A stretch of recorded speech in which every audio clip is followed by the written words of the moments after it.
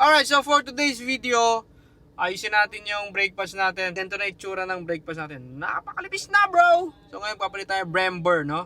So tara!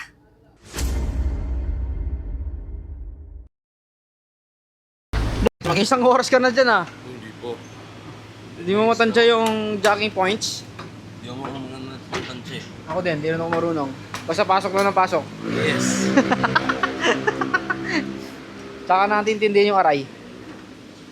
Ayan o, magpapalit tayo ng OEM spec na Brembo. Anong date yan?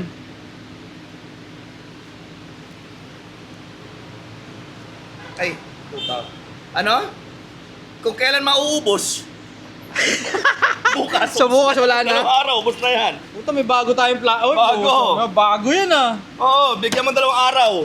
Wala na? Kulang na yan. Siyempre, makagaling tayo rito eh. Kasi yung mga gumagawa, kulang-kulang din.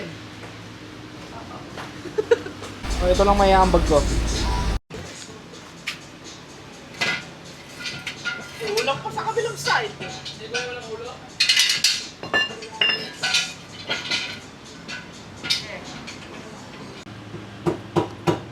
So, ito na yung indicator. Pagka sumagad na dyan, maingay na siya. Konti na lang, ayan. Yung sa harap pa to, likod. Ito yung pang likod, ayun yung isa. Ito yung pang likod. Yan. Alam mo ba paano yan? Weh. Opo. Ganyan yan. Testingin mo, tama yun. Yo, tanggal ako. Ayun na yung isa natin tinanggal na, pads. Paano yung isa pa? Ganun? Wala mo Yes. sounds eh, no? Huh? Ay, wali. Konti ba? Konti pa. Ano mo pa yung piston? Yan! Kaya pa yan? Yung may pads, kaya pa ba? Hindi na. Hindi na? Kaya pa. Kaya pa. Siguro ano, kasi hanggang Mandaluyong to.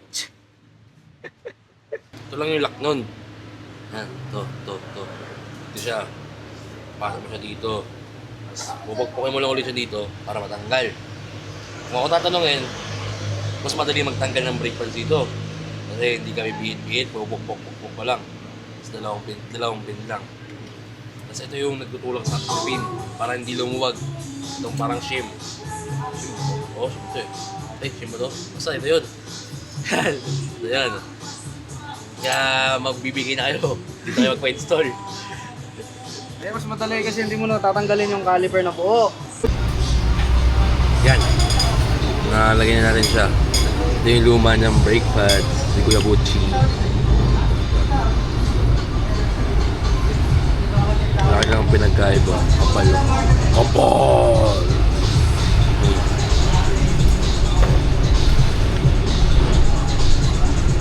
Ito na siya. Yep. So, nalagyan natin yung pin. Nalak na natin yung pin. Ito na rin yung shims niya. Hindi na rin na ano yan. Brembo. Madali lang ba, Max? Sakto lang. Sakto lang.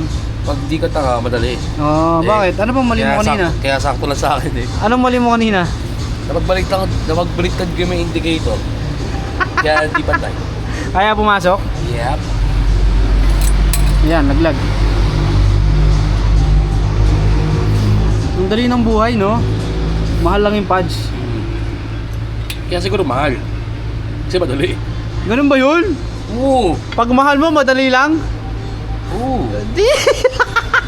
Nagbawas tayo ng brake fluid kasi bago na yung pads natin, makapal na. So pag nilagay natin yon, pag hindi tayo nagbawas ng fluid, aapaw naman siya. Yun yung ano eh, isa sa mga malalaman mo na manipis na yung pads mo pagka wala na dito yung fluid mo. Max, hihinto yan? Oo naman. Sigurado ka? Oo. Paano pag hindi? Ay, hinto ang trabaho ko. Sigurado ka ha? Siguradong hihinto yan ha? Oo. Dalawa lang naman yun. Dalawa lang hihinto eh. Hihinto yung kotse o hihinto trabaho ko. Yeah. Yun pala yung technique nung ano, no? Kailangan may salo ng paa, no? No? Yan. Pag nag-TikTok yun eh. Ha? Pag nag-TikTok. Kay Uncle Mark!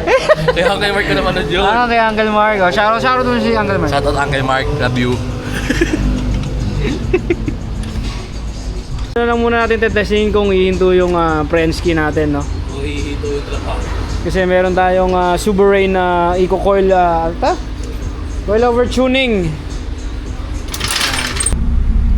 So itong ano natin, itong brake pads, itong caliper natin ay galing sa FD2, FD2R sa Japan.